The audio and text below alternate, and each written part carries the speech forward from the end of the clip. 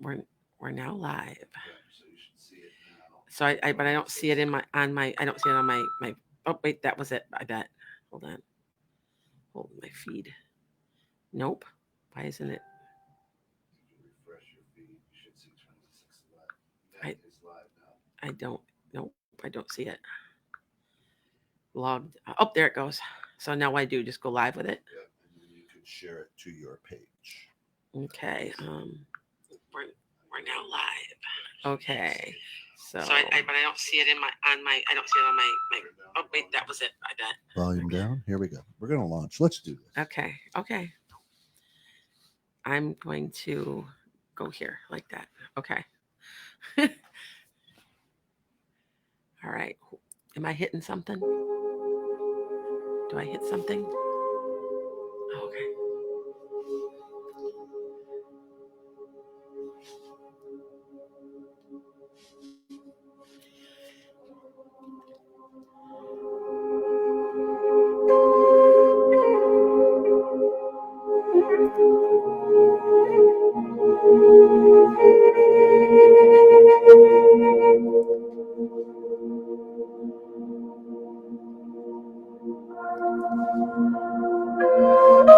It's Saturday morning here on 21/6 the Net. 9:30 means one thing. Metaphysical Meanderings with Master Psychic Lana Duncan-Hartgraves. Lana, good morning. Good morning, everybody. It's bright and early at 9:30. Are you a morning person? I am. Big time. Me too. Been up forever. Yep, me too. Yep, I get up about 5:36. But I'm pretty useless after about 3:00. I am noon to 3 is my Your downtime, yeah. And so then you pick back up a little. Yep. Yeah, me too. Yep, sorta. Yep. Usually though, I'm done after about 4, and I just don't. Okay, guys. What I'm going to be talking to you today is something that I'm seeing everywhere, and this is going to be also affecting on YouTube because it's about empaths. Okay, if you don't know what an empath is, I'm going to tell you what an empath is because they say there's only 2%, but I know there's more than that. I know it's much more prevalent than you would think it is. All an empath is a person that can pick up energy from other people. And there's different types of empaths, okay? There's at least, some people say there's 7, some people just say there's 8. I say there's there's maybe 4 or 5 different types, and I'm going to go over that, and then you get to pick what you are, so that you know if you're an empath, as an empath. Now, if you're probably watching this, you're probably an empath. That's that simple. If you have an affinity for any of this, you probably are. Hi, Jen. What it is some people think it's born, and they have done studies that the opposite of a sociopath is an empath, so that you understand that you're not only absorbing energy, but you're wanting to help people. Where on the other hand, a sociopath wants to just basically, they worry about themselves. An empath is almost selfless. So I know that they say that they're born, and they've done studies that it's true, but you can develop as an empath, and it's usually through trauma. So usually trauma will bring it out at a higher rate. Okay. Now there's different types. Now there's some people that say there's all these different types. I don't say that, because an empath is an empath is an empath is an empath. Although there are a few more concentrated types, like the people empath. That's the big one. Have you ever walked into a room and knew that people were fighting, but no one said a word? You could feel that energy. Mm-hmm. Yeah. That's an empathic ability. Okay. I want to say quite a few. Yep. There's a lot of people with empathic ability. And I know you're instinctively watching me because you understand what I'm talking about. What I'm finding with the whole generation of below us, that they keep saying how sensitive all the millennials are, there's a higher number of empaths. They're coming in to this plane as more empathic, more intuitive, more ability, more interest in spiritual things. Okay. And I'm seeing that with the younger generations. Because remember, I'm a school teacher also, you guys. I have another job. But Yeah. So, For now.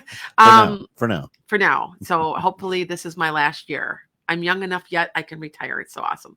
So anyway, so your first one is your people, like the ability to read people and be careful of absorbing energy. You have to, like, if you don't like spaces with lots of people, you're probably an empath because you're absorbing all that. Yep, you absorb and you just can't handle it. It bugs me. Do you like to be alone? Yeah. Yes, if Yeah. you like to be alone, that's probably a sign of an empath because you're just chilling with your own energy. And you're also giving off and getting rid of somebody else's you may have taken on. So that's part of it too. Okay. Um, Career wise, a lot of people have to be like, okay, so if you're an emotional empath where you're observing people's emotions, you're often a psychologist. Um, you're in the medical field a lot of times. Hmm. You're helping people in some way. See, like you help people too. I You love just, that. yeah, you don't even realize that you're doing it. Do you know what I'm saying? Yeah. But you're exchanging energies back and forth. Okay.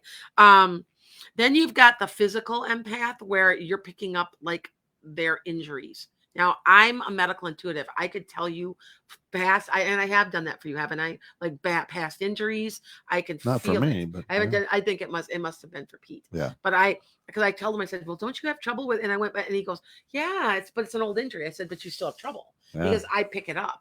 See, that's a talent too. Like, you ever hear of like some of the healers will like literally like heal you and they'll like take it into their body and let it go, all that different.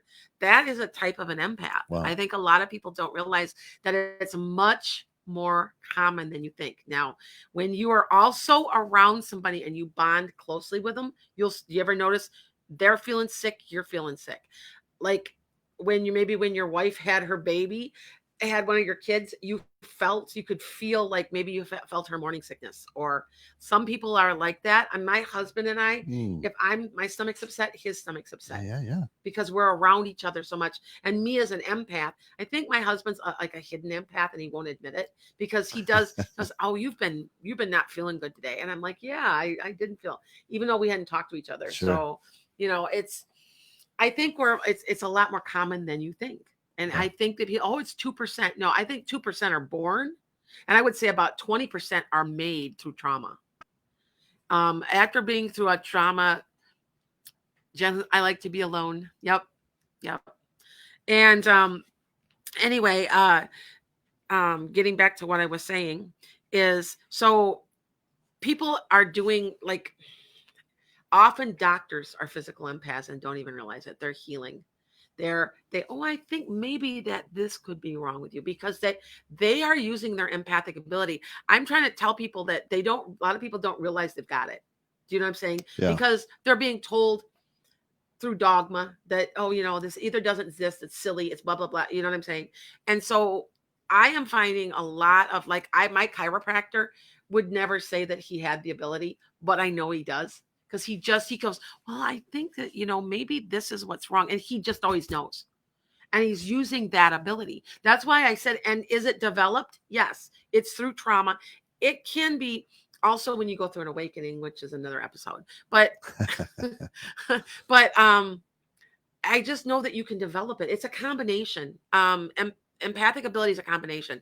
Like we said, there's people who are born sociopaths. You're born that way. You can be born that way. And then there's an empath. So there are 2% or so born like that. Mm-hmm. And then there's an in between there where there's maybe I would say a third of the world are empaths, but some people are just not aware of it or in a little bit of a denial or Sure. okay. So you got your people, okay, you have your emotional and you have your physical. Then you've got, now this is something that I've noticed. And see, I'm writing a book on the empathic murder, but anyway, it's be coming out soon because I'll have it done. That it's age based. Do you notice that some people are much better with older people or much better with kids? Some people are really, really good with Alzheimer's patients. Hmm. Some people are, and it can be based on a certain group of people too. Yeah. Okay. Some people are very patient with the downtrodden, lower fringe of society type people. It's kind of like that. And there's a lot of people that have different age groups. So do you attract those people into your You life do then? attract those people into I'm good with kids. Kids are just, and Yeah. kids are, I have an affinity for children. They just, and that's why I've taught. But I also have an affinity for Alzheimer's patients. You know why? Because, and this is a master psychic thing, and any of my other psychic friends that are listening, because I know there are out there right now, if you can identify with this, hit me up with a message, because I know that their soul is in there. I can communicate at a normal level with their soul, and they know it, and they can sense that I can see them. This is just their shell. Their shell is falling apart, but the soul's in there, and the soul is communicating with me. Sure. So what about let's say you're around a certain let's say you're in the South and you just kind of automatically start speaking in a Southern drawl. So you're kind of, is that an empath too, or is that just somebody that's cuckoo? You can be picking stuff up like that. Yeah. You can't. Yeah, I've seen that happen. Okay. Yeah, you can be picking up things like that and just absorbing it. Okay. Like I said, I've communicated successfully with autistic kids because they're nonverbal, and I actually have had the school district I'm working in. I'm not going to say because I'm not supposed to, but where I've been pulled in to communicate with some of the kids who can't communicate, and I can hear them, and because at a soul level they're talking to me. Wow. I've also communicated with people in comas, because people aren't in their body when they're in a coma, by the way. Right. They've walked out and they're walking around, and you can actually communicate with them. And you're like, well, how do you do that? That's a whole nother show too. Yeah. So stay tuned. So yeah, stay tuned. Stay tuned. Right. Oh, I'm not gonna. No, you're good. Don't worry. Okay. All right. It's off screen. Nobody can see it. So you got there's different types you can attract to. It can be all people too, or just women, or just men. It does, like I said, it's children and animals for me. And I'm an animal empath. So figure out which kind that you are attracted to, because as an empath you will be attracted to more types of people, okay, of certain types of people. It could be, like a cultural, even like you're attracted to a certain culture. I'm very attracted to Native American. I'm positive I've been alive as a Native American many times, and all my best friends are Native American. I'm attracted to that, and that's just my affinity. So that makes a difference too. So as a people empath, you got all these different variations going on. Okay. This is something that I have found that with people and people empaths, they have or are developing great patience. And that is one of the last skills you learn when, we come here on earth. We have 35 things we have to, we can choose from. I'm going to learn how to be a better person, but I'm going to learn how to put my foot down, say what I need to say, and not be pushed around. That's my life skill that I'm learning this. Well, what the very last hardest one to learn is patience. It's the last thing. So if you are aware that that's something that you're really super focusing on in this lifetime, it's got to be one of your last lifetimes, because that's the hardest one to attain. Okay. Because it's like I know that I follow a lot of religions, but I know that in Buddhism that the key to that is the key to enlightenment is patience. So it's cross religious. Okay. Hold on. Have you found the same with babies? Yes. They have full on thoughts as infant. Yes, they do. Distinctly remember hearing full sentences from my 2-year-olds. And you know what, Jen, that's very normal. Yes. I can share a quick story with you. When I am very close with my oldest granddaughter. And when my oldest granddaughter was born, the minute she was born, they put her in my arms, I could hear her. Wow. And her and I have always been very, very close. And I always kind of know what she's thinking. And this is what's even weirder. Astrologically speaking, I am a Sagittarius Pisces. She's a Pisces Sagittarius. So there's I always said she was my mirror. And then we looked it up. I'm like, holy moly, you really is my mirror. So but yeah, I can hear. Yeah, children. They're completely formed You look souls. far too young to Yeah. have grandchildren, Yeah. by the way. Gee, thanks. um, but getting back to this, they are coming here with fully formed souls. Yeah. They have memories. By the way, if you guys ever want to, ask a 2-year-old, ask a 3-year-old when they can talk good enough, ask a 4-year-old who they were before. They will tell you. They, by the age of 5, they really can't, they start to synthesize into this lifetime, and they can't remember anymore. Because they because you're supposed to, I'm in this lifetime, I gotta let that other stuff go. But until then, my one daughter used to tell me she was a fireman. She was 3, and that was the first experience I'd had, because I'd had a friend who had said her son, who was 3, had talked to her about electrical panels and told her how to set them, the whole thing. Wow. And he was 3. And he was telling her all about it. And I'm like, well, that's got to be past life. Well, my daughter told me she was a fireman. And she goes, I used to wear these big boots. And she went on and on and on. She goes, but I retired. There's no way a 3-year-old's going to know what the word retired means. Yeah. And she, to this day, does not remember that now. Isn't that amazing? I remember her telling me. So they're synthesizing. So, okay. So back to this. So as an empath, all right, especially if you are a people empath, because I'm going to get to it, there's other types. So, we were talking about patience. You have to have great patience. That's something that I am working on. I'm really struggling with patience. I'm getting better as I'm getting older. So we all struggle with that. So then that's the biggest one, is the people empath. And for me personally, as a reader, I'm also an animal empath, and I'm an animal communicator. I can read animals 45, 50 a day. No problems. I can only read about 15 people at the most, because there's so much baggage. Oh, yeah. Where animals don't have baggage because they know God. But that's coming up in a minute. Okay. So the next kind's an intuitive, and that's kind of what I am. I mean, I'm an intuitive people, but there are people out there. I thought a lot about this, because there's a lot of people that have theories about this. Where there's 8 people. Oh, remember when I was the mom? Yep, Jen. Yep. I've had that happen too. Yep. She's talking that she thinks her daughter was her mother, and she's reincarnated. Yeah. I'm suspicious that my current granddaughter that I just had at 6 months old is my mother. I'm suspicious. I'm going to wait to see when she gets a little older. But anyway, so going into the intuitive type, and they have like 8 types, 10 types. I cut them down to 4, because you can be a people empath and don't know how to do anything else psychically about it. You just know that you're taking on their energy. Yeah. And you don't have the ability also, because you're not, it's a growth thing, because you don't know what to do with all that energy. You don't get it. And there's a lot of people that go through this whole life and don't get it.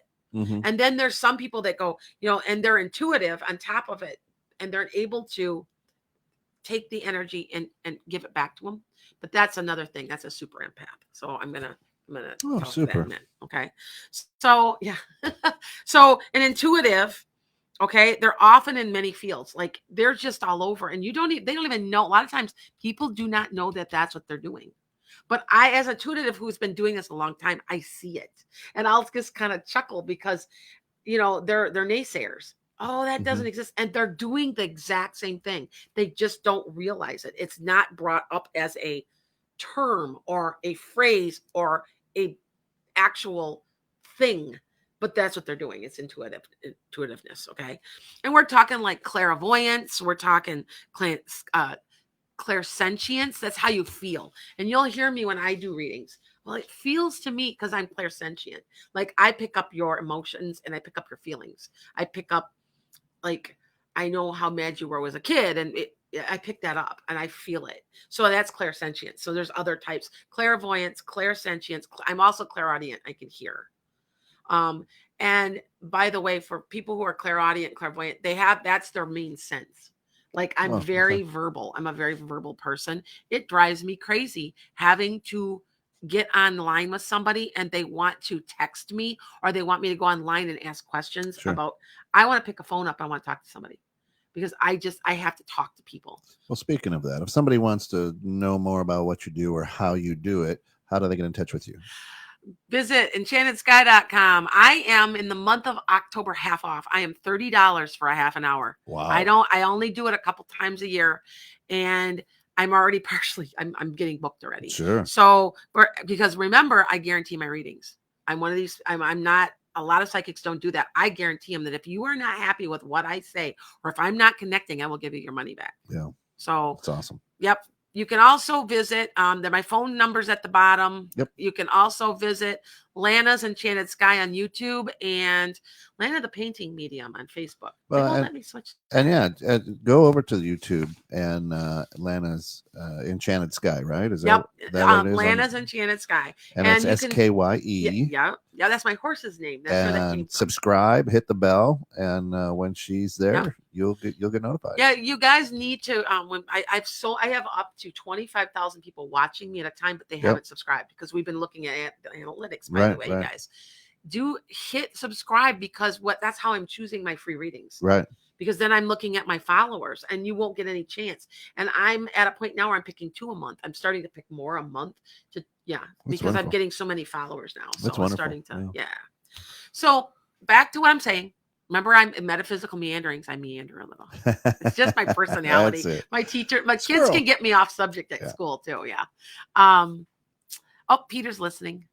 I'm saying, I'm going to look at your, what do you, can you pull it up a little bit somehow? Because there's when I was 3 and 4, my mom says when I was a big man. See, Peter, you remember.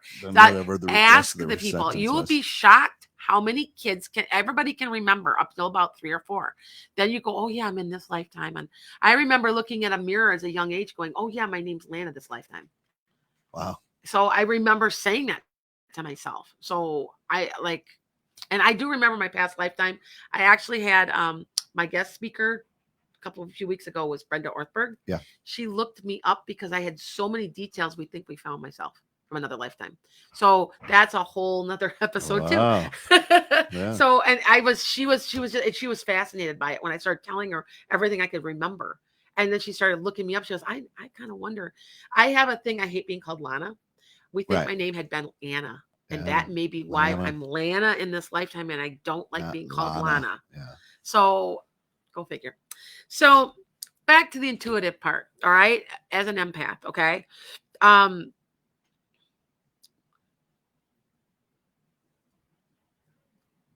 Okay, so this is what I make notes to myself, guys. So if you ever see me looking down. So we've got the clairvoyance, clairsentience, even the olfactory, clear off olfactory. I can smell stuff. Sometimes every once in a while, you'll see me go, I smell cigarette smoke. That's even a skill. And I really don't think that when somebody says, well, I'm a clairvoyant. I said, there's more than, you're not usually just one. You're all of them. You're in some way or shape or form. Now, like I said, I'm really super clairaudient. I can hear, but I can see in my head. So I'm a combination, and everybody is. So, okay. Let's see. We got also, as part of it also can include dreaming.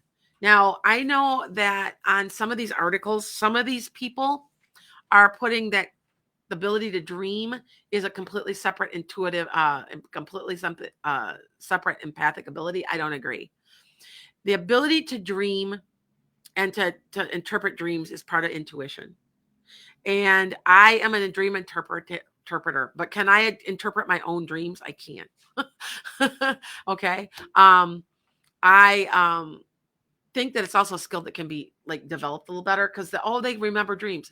Anybody can remember your dreams, guys. All you have to do is before you go to bed, ask yourself to remember your dream. That's it. It's real simple. I think some of the stuff everything is so complicated, and it's not. Yeah, pretty easy. So, I have a quote from somebody. I remember my 5th birthday, staring at water coming out of a faucet, and suddenly realizing, oh, I'm here now, meaning that this isn't a dream, and I'm really online now. Okay, all right. What does that make sense? Yes, Jen, that totally makes sense. Where you've just, oh yeah. Because you know that you plan everything, by the way. Everybody plans stuff. They plan to come here right down to your fingernails, what everything looks like. And then you execute it. That's what a deja vu is. I was not a good artist then. The way that I left this. Oh, okay. I'm like going, huh? I'm like, okay. I could have made myself better.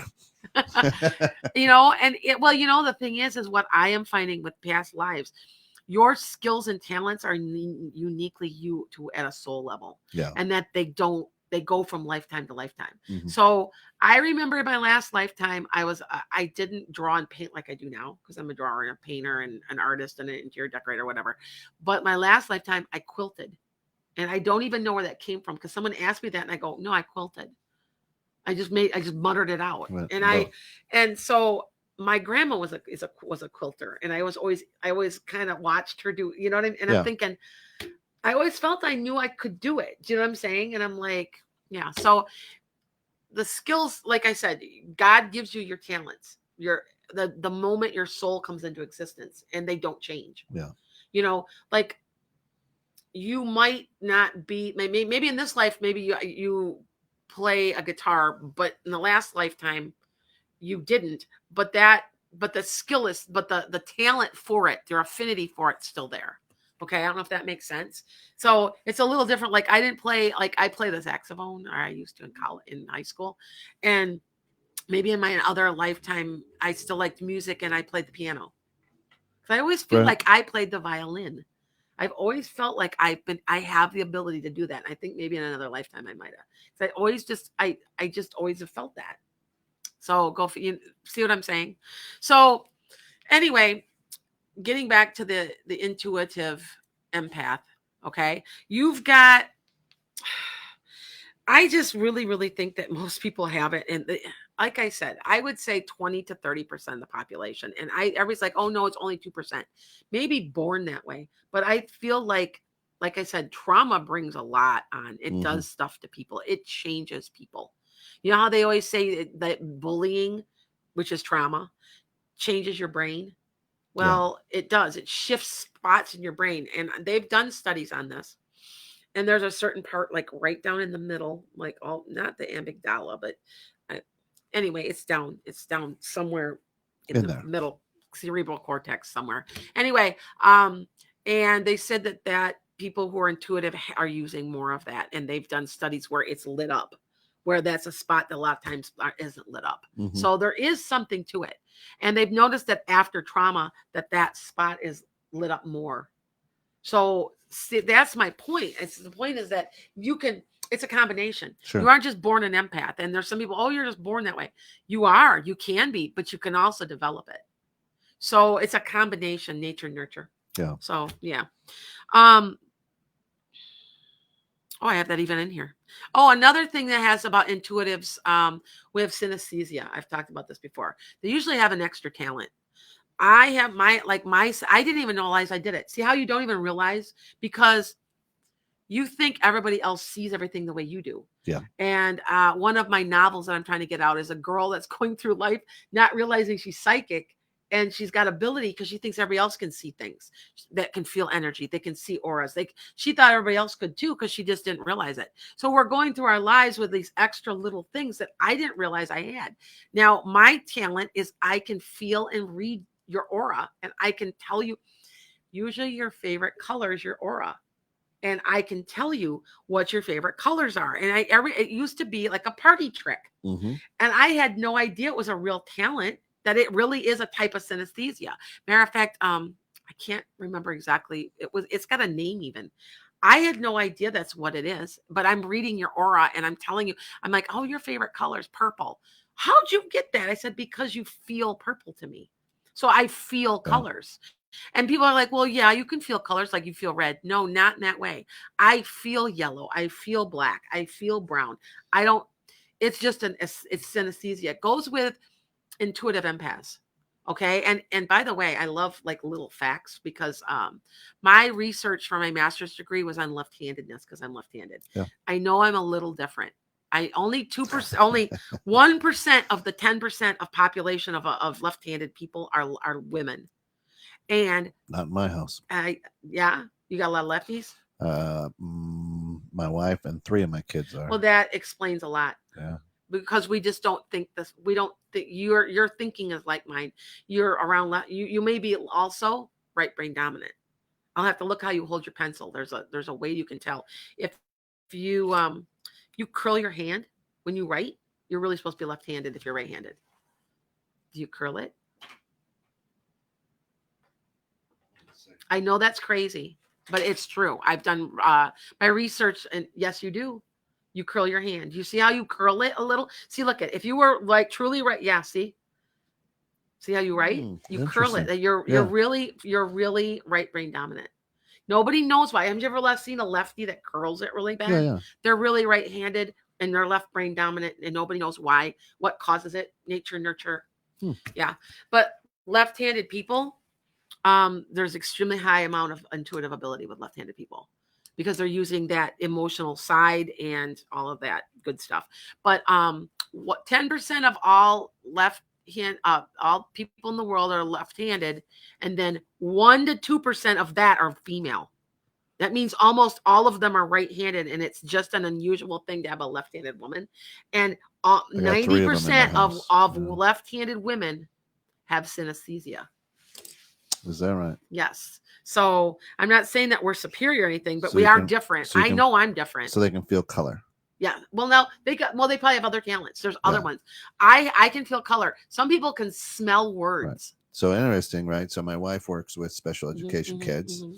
My oldest daughter, who's left-handed, is a psychologist. See, and that, see, okay. And my middle daughter is getting her CNA, so she's okay. Well, they're helping people. Yep. I just kind of, you know what? They may have talents they don't even know they've got. I had a friend one time who could taste words. Ooh, that word tastes like broccoli. Ooh. And she would say like, a word, and it that's a form of synesthesia. It's an extra little talent, an extra little something, and no one knows why. It's just there. So, and they started doing studies on it now because it's starting to come into the open more. Because even 3 years ago, I didn't even know it existed. Sure. And then I go, I wonder if I've got it. I'm left-handed. Then I thought, wait a minute. Then I'm reading an article that's talking about synesthesia and feeling colors, and I'm like, that's me. If you ever you actually see music, have you ever seen artists where they paint what they see or they feel? That's a form of synesthesia. Okay, so that you understand, it's just an extra little talent that's just kind of a quirk, I guess. It's just for fun at this point.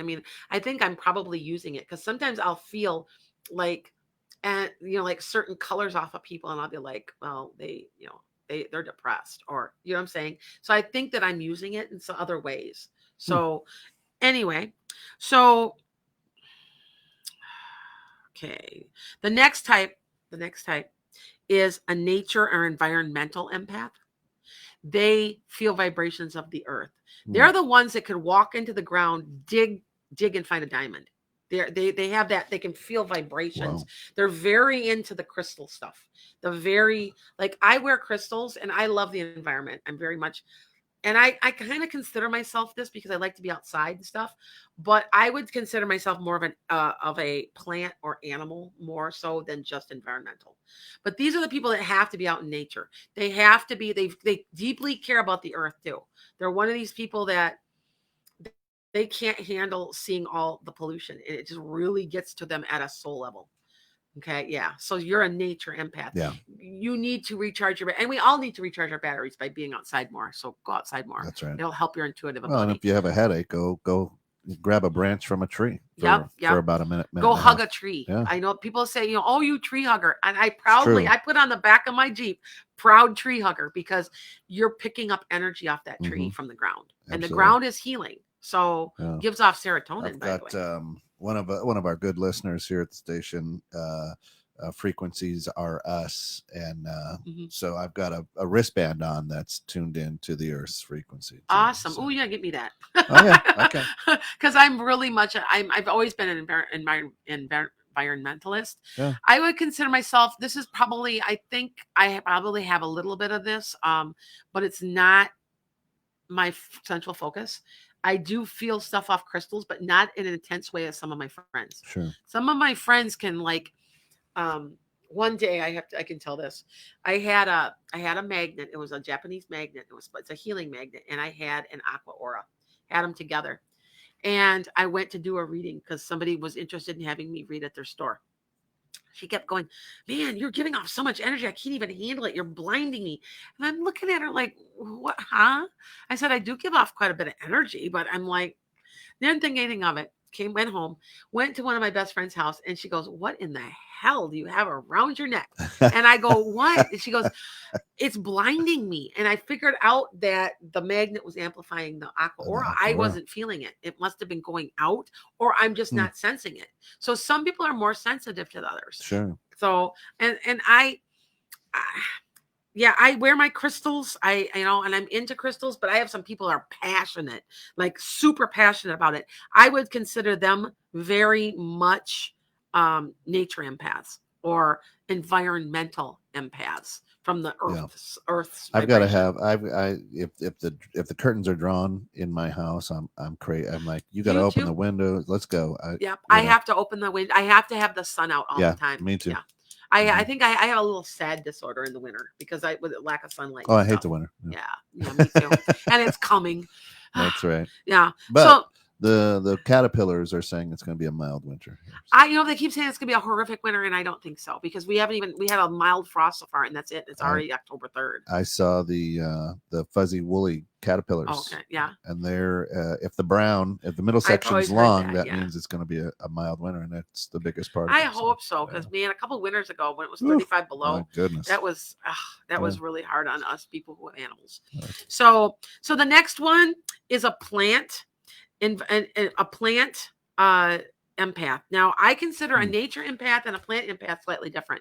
The plant is focused on actual plants, where a nature is just in general, the earth, the ground, the rocks and the trees and the dirt and the water. Where a plant, I can grow a plant like nobody's business. I am a plant empath. I can hear them say, hey, water me. I swear to you, I can hear them. Sure. Give me a sick plant somebody gives me a sick plant. A month later, they're like, oh my God, what'd you do? It's this big, beautiful plant. I rarely kill them. I'm not perfect. Yes, I do sometimes kill my plants, but I can make anything grow. And they have done research that says that people like me give off energy off our hands. That they've actually done Kirlian photography. Well, you're a Reiki master, and right? And you can do Reiki on plants, by the way. That's another episode. And to get plants to grow. But it's natural though for me. I've been like this my whole life, and I've always loved plants. Thus the green thumb. Yeah. So people literally have a green thumb because you're giving off energy that make the plants grow. It's a vibrational thing. Yeah. So interesting. Yeah. And then I'm not. I can kill a plastic. You can plant. kill it. So, I have a tendency to listen and notice. Like it would really bug me if you had a plant in here and it needed water or it wasn't doing well. I'd be like, well, it needs help. I got into an argument with somebody on Facebook because they're big time animal lovers. And I'm an animal lover. I love my animals, but I also understand, and that's my next thing is animals are an animal empath, is that the animals the animals understand God. They understand their role in they understand the circle of life. They understand that they're food. And I got in an argument with somebody because I said, well, plants have to die too, but they don't feel pain. Yes, they do. It's in a different way. See, you're associating what you know as a mammal yourself to animals. You're not making that connection to also all of the living things, which are also plants. Plants know that, they feel death, and they've done studies on that. So that, and me, I don't know, I feel it. When one of my plants is sick, I move it from my other ones because they can feel it too. I don't care what anybody says. I'm just really big into it. But anyway, there's a show called Alone where they go out and they try to survive for whatever, like in the Arctic or whatever. Yeah. And several of the people that are on there, survivalists, and I thought that was interesting. So they must be plant empaths too. Would say, hey, thank you, mushroom, for being here for me and giving me sustenance before they would harvest it. Yes. Yeah. That's a Native American thing too. Huh. So So the next one's animals. Now, like I said, I'm a huge animal lover. I have been since birth. My first word was horse. Like that was like, because I just Wow. loved, well, it's genetic. My great grandfather and my grandfather were both they raised and bred horses, and they were farriers. My dad didn't inherit it, so I inherited it. I think my granddaughter inherited it. She's only 6 months old, and Loves she them. gets so excited when she sees an animal. Her whole body shakes. She's just so excited to come see pet the doggy, so I think she might inherited it. I think it's a little genetic. I do. Sure. But I love animals, and my heart goes, I feel for them, and I don't like to see an animal suffer. It really, really bothers me. Me too. And so even as, and what thing is though, I've always had the ability, but I was taught to turn that ability off because, I'm loving this conversation. Good. Thank you.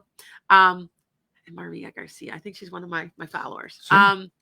That I know that for a while as a child, it was turned off because I was being mean to animals. I mean, we are taught in our Western culture that it's just an animal, that it doesn't have a soul, it doesn't have feelings, it's just an animal, blah, blah. And at least that was what I basically, but I knew better at a deep level. And I've been mean to some of my animals in the past. I would.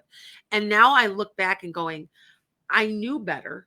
Why, I know what they're going through. And animals have thoughts and feelings, you guys. And some people believe that we can reincarnate as animals. I don't believe that. I think we reincarnate as people. Yeah. But animals are here for our enjoyment. I still feel that. I feel that they're connected to us, but they can think and feel. Now, can they think and feel, I think, therefore I am? No, they can't do that. It's simpler because their brains are simpler. I'm hungry. Yeah. They have the ability to understand love and hate and that kind of thing, but they don't have, I think that I'm going to plan someday I think I'll educate myself. I mean, they don't have that higher level thinking, Right. It's a simpler mammalian thing, and but they do. I communicate. I know when they're hurt, and I've been pulled into several vet offices. They know I've got the ability that when they're stumped, they'll pull me in and say, "What's wrong?" And the animal won't be able to say, I have a heart, my heart's not. They'll say, no, I don't feel good, and it hurts in my chest, it hurts here, or it hurts in my foot. They can't tell you exactly the diagnosis, but they just know when they hurt. Sure. They know what's wrong with them. They won't be able to say, my kidneys are shutting down, I don't feel well. They'll say, I can't pee. It's more of a simple thing, but that's the way the animals are. We are above them. Now, in Buddhist tradition, they always say the sin of the Buddha. You always put a human being before an animal. And I agree with that because we are responsible to take care of animals. Sure. And when it comes down the death of an animal or the death of a human, Buddhists believe you always choose the human. So just a thought. Some people don't feel that way, Sure. but that's a Buddhist thing. They call it that, and it's called the sin of the Buddha, because the Buddha wants to help everybody and willing to put his life to the side for an animal or whoever. And they said that's a sin. That's a sin of the Buddha. So, okay. Yeah. Jen says that her cats have always been they're her little battery chargers. Okay. Well, cats, there is something to that. They're familials. Jen, a familiar or a familial animal is, they have psychic ability. Okay. And there's a reason why they always say witches With black cats have cats, because cats are intuitive. Now, I have connections to all my animals. My horses, I can hear my horses. I can hear my chickens. My chickens know that they're food. I do not I do not eat them. I can't. They're my babies. I got 40 chickens. I just collect eggs. Now, if I have to sell a rooster and I tell them, don't tell me what's going to happen to the rooster, I kind of probably know. So just, and then I sell it. But they'll live with me their whole lives. And they know, though, that they understand their food. And they do know that. Because I can hear them tell, they just, the way they communicate with me, they tell me that. But with my cat, it's different. My cats tell me things. I had a cat that said, I'm not going to be here much longer. and he kept showing me he was going to get hit by a car. And I was just like, and for like 6 months. And I was at school, and I'll never forget it. My daughter calls me. She goes, and before she even uttered it, I said, he got hit and killed, didn't he? She said, yep. He was telling me that he was going to leave. And I had another cat that did the same thing. It says, I'm not going to be here anymore. I'm just gone. And he disappeared, and I never found him. And they told me that. And he said, you'd hear from me a little bit, which I did, because I found out that the neighbor had fed him a little. And I don't even know why he left, but he just disappeared. So I got one now. He's got to be 7 or 8 years old now. And he's told me I'm going to be around till I'm 10 or 11. So I'm like, okay. And that was really not that old, but yeah, they have ability. I still think cats are really, they seem wise. They really are. Dogs I don't know. There's a difference, because dogs, I've got smart dogs. I just got a golden retriever puppy last weekend. Oh, 10 weeks old. Oh my God, you guys. Oh, it's driving me insane. Oh, yeah. Anyway, it's been a while since I've had a puppy, and the golden retrievers, the two I've had in the past were real calm and kind of quiet. This one's just hyper as heck. So, do you think, I have a question, guys. Do you think cats can reincarnate within our lifetimes? Yes. Like my cat from 20 years ago. Yes, I think they do. I've had some people say they don't. I am convinced that the horse that I have now was my other horse named Trigger. That was the very first horse I had. He has some of the same quirks, like likes and dislikes, the same mannerisms, the same. I feel like they want to come back to you again, to be with you again. Because I know that when you die, who do you think's waiting there for you? All of your animals your whole life. So I'm probably going to be attacked with like a gazillion chickens and dogs, cats, horses. I'm just, and you know what? I'm kind of waiting for that, because I know that I can see them. When I'm doing readings for you guys, I can see your animals, because they're free to roam, and they'll run by, and I'll be like, I just saw, like one time I said, I just saw like a parrot. And it flew by, and somebody goes, my grandma had a parrot. And I said, he's red, right? And it's stuff like that. And I get it. I even get like fish. Like I've done like a goldfish. I've had like, did you have a goldfish in a bowl and that you didn't? And I'll say something, and they'll be like, how did you get that? Because it's heaven. You're going to get what you want. I mean, do you want to reconnect with all your animals? I do. I miss them. You can't, there's some animals you can never quite replace. My first horse, I love my horse now, and that the bond with a horse is different than any other animal, by the way, because they could kill you. And for them to protect you, my horse will protect me. My horse will not I fell off one time, and he was hysterical. He tossed his head, and I fell. He shook, and he will not gallop on me anymore. He's scared I'm going to fall off now. I can't make anybody else. He'll gallop, but he knows they get very protective too. And it's just very different than the other animal. I think because they're so big. So that's just my thought on that. But I'm convinced my current cat is a reincarnation of my old one. And you know what, Jen? I bet you're right. I think that they are. I think they do come back. They do. Why not? Yeah. Somebody says, well, they don't have any reason to, but I think that I want to say God gives them an option. Hey, every living, breathing thing responds to love. Yes. Right? Yes. Yeah. So I just, I don't know for sure about that reincarnation in animals, because a lot of people say, no, they don't. I feel they do. That's what I see. And if it's not that, are you attracting, did your animals on the other side help you find this one? Right. That's another thought, because they do act as guides, by the way, sometimes, because we sometimes have guides. We have like 4 different guides. We have an animal totem, but you can have an animal guide. You can have an animal from the other side that could have been one of your dogs. I have a dog that he had lost him at 7, and he was my dog. I mean, there was a bond there. It was a really deep bond. And I still say that he's waiting for me, and that he helps me if he can. So just a thought. So you're right, Jen. I think they do. I think they reincarnate. I don't know. That's me though. So yeah. But back to the intuition, the intuitive things. We're still talking about animals. That was the 4 that I have. There's some people that say there's also a dream interpreter. That's a empathic ability. I think it's part of the intuition thing. So see, I combined some of them. Sure. Um, let's see. Um, so like, you notice how some people are vegan because they can't stand. It's like I've had people actually tell me if they're really, I don't feel this because it's my belief system though, that some people can feel the death of the animal when they're eating it. So I can't genetically, I have to have meat. Sure. And be like, oh, that's stupid. I've actually had somebody on Facebook say that. No, we in my family have a tendency to be low in B12, B vitamins, and you find those in meat. And my daughter went vegan for 2 years, and she was so sick. She was on the ground. And I finally said, you're going to have to eat meat. I tried to tell you that you're going to have to do it. And now she's healthy again. But it was bad. It was really bad. So how do you know empath from just psychologically cuckoo?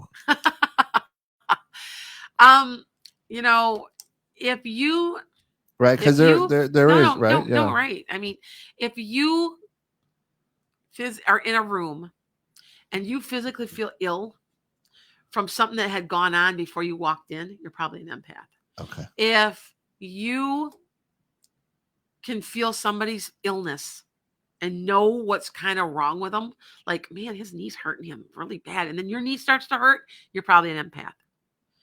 If you walk up to an animal and said, that animal needs a drink, why don't you give that animal a drink? Because you're probably an empath. Okay. If it really bothers you to see somebody litter and you can't, and if you have to wear crystals because it makes you feel better, you're probably an empath.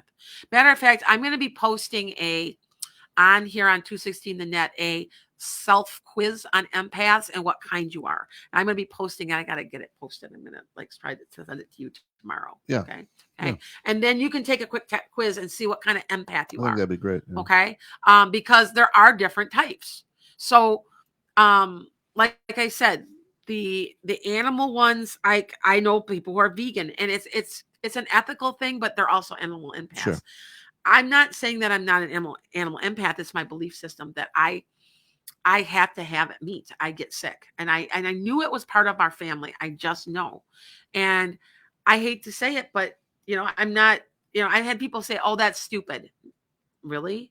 I mean, everybody's body is different. You have to. I mean, I'm not like yours, and I know some people who are fine. My son-in-law has been a vegan for years and had no trouble. My daughter couldn't. So it depends on the person, but I do understand that the animals understand that they're to be eaten. Yeah. They know that's why they're there. Yeah, they kind of understand the circle of life. Yeah, they just get it, So the gazelle know they have to run. Yeah, exactly. So, so now I only got a few minutes left, but the last thing is when you have the ability to give to take in all this energy, to go back and forth, and you have it in you, but you also are able to give it back to the person and heal them. Okay. That's when we're talking super empath. So that's the next step. So, it's one thing to feel all their energy, to say, oh, they made me sick. I was in that house. It was just so toxic. Oh, it's another thing to say, hey, I made that toxic. I cleared that toxic energy. Ha, got it. Right. That's a super empath. That's a healer. That's a true healer. And by the way, synesthesia wise, most healers' favorite color is turquoise and blue and greens. Green is a healing color. And when I meet somebody and I see that on them, that's the first thing I say, oh, you're a healer. Because you're green. You like green? That's your favorite color? Turquoise-ish, greenish colors, right? Me? Yeah. Yeah, you're a healer. Yeah, purple and turquoise. I was going to say, remember I said purple a couple while that you noticed that I picked that up, right? Yeah, so it's interesting because it truthfully, like if one of my kids were to get the flu, my stomach's upset. It hurts. It's not upset, but it hurts. I get a pain. Yes, and also, and besides just that, that's your child, and you have a silver cord to them. And see, that's another show too. I've talked about that before. We talked about the silver cord. The silver cord. So it's a combination also. Okay. But yeah, you're an empath, and like I said, right brain dominant most of the time. Now it's interesting. I'm right brain dominant, but I'm also, if I take a test, I'm equal. Wow. So, and it's weird, huh? Because I, well, Yeah. like I speak 3 languages. I don't know. You'd think I'd be completely over here, but I'm not. So I'm more of an equal thing, but I still use my right brain most of the Sure. time. So, Sure. um, anyway, yeah, next week I'm going to talk about, super empaths. And I'm also going to be mentioning, on one of the shows coming up, Mercury in retrograde. Because if Uh-huh. you do not know what Mercury in retrograde is, you need to watch, because Welcome it's to 2020. absolutely true. Welcome to 2020. Yes, yes, exactly. I'm telling you, the Mercury, yeah, exactly. Mercury in retrograde, it's this whole little animal. It only lasts Sure. 3 times a year for 6 weeks. It can wreak havoc, or it can be really good. If you happen to have, by the way, Mercury in retrograde in your sign, because I'm a Sagittarius, I had the best Mercury in retrograde ever. It was like nothing would go wrong. So That's there's awesome. times it goes right too, but that's a whole nother show. So next week I want to talk about super empaths, and Okay. then the week after I'm going to be talking about Mercury in retrograde, because we're going to be in Mercury in retrograde. So I figured that was a Right. good thing to talk about. Right. And again, once more, go out to Lana, the right. Lana's, I Lana's changed this. Okay, you Lana's guys. Enchanted Sky. It used to be Lana the comedian medium, because I tell jokes, and I think people weren't taking me as seriously. So I changed it and just put Atlanta's Enchanted Sky and asked my followers, and everybody liked the name. So that's Yeah. what I kept. So go out to YouTube and subscribe and ring the bell, so that at Lana's Enchanted Sky, do it at 216 the net as well if you would. But follow her, and that way when she is live on YouTube as well, you'll get notifications, Yep. which is important. Yeah. Okay.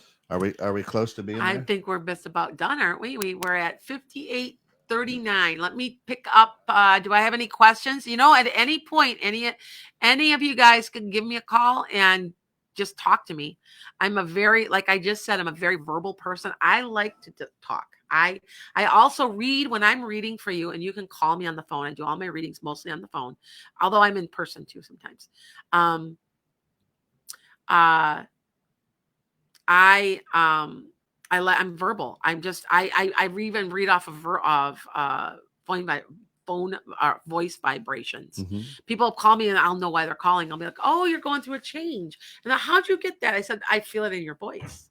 So I can't stand being on the computer where Right. you're talking to somebody. Oh, we'll talk to you or somebody online about your problem. No, let me phone call. I want to talk to a human being. So that's just me. Some people are, different, but that's what I found works for me. So anyway, with that said, you guys, I will be seeing you next week. Please take my empath quiz. I'll be downloading it tomorrow. I will try to get it to you tomorrow. We can get it up.